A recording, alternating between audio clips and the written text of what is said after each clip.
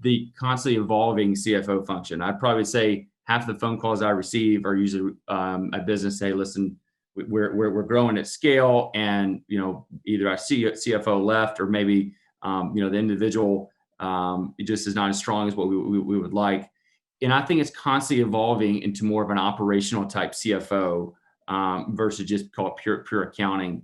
I'd love to hear your insight on how the CFO function has evolved, or even how you view CFOs within your portfolio companies. Sure. Yeah, it really depends on the size and the need, right? Some of our companies really only need that controller or that CFO that's just guts accounting. And a lot of that is maybe at the start of a deal where it's a smaller company that doesn't necessarily have that need.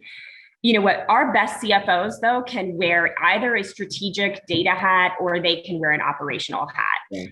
And they are really a true partner to the CEO. We are not looking in that CFO role ultimately when, the company is starting to grow and build, and particularly when we're getting them, past that initial stage into what they need to go on and be sold with. They need a strategic CFO partner. You need somebody who wants to use those KPIs and data, wants to be able to give the CEOs and the team better information about how to run the business. And so when we're having to run searches for CFOs, we are looking for folks that can either put on that data hat, understand how to get the best out of systems and really mine and get operational, fundamental, strategic data out, and or that have worn the COO hat. Sometimes it's a bit of a unicorn to find that perfect COO, CFO combination.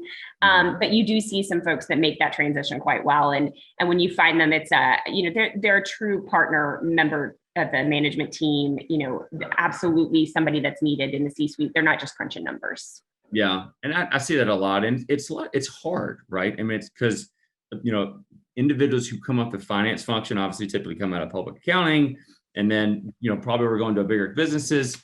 And then, I'm putting myself in your seat. It's hard thinking about, hey, can this person come down and roll their sleeves up and play middle market ball, right? And understand, okay, listen, I might have to put multiple hats on here in order to be able to get the business over the finish line where we want to grow it to. You see this in the interviewing phase, right? All the time, but it's got to be that person that has done the public accounting and can kind of say, well, I did it, but it wasn't all I want to do, right? Or I was a controller and I did it, but it wasn't all I want to do. You're really looking for somebody who gets excited by looking at a strategic problem and digging in and using math to help them solve that problem.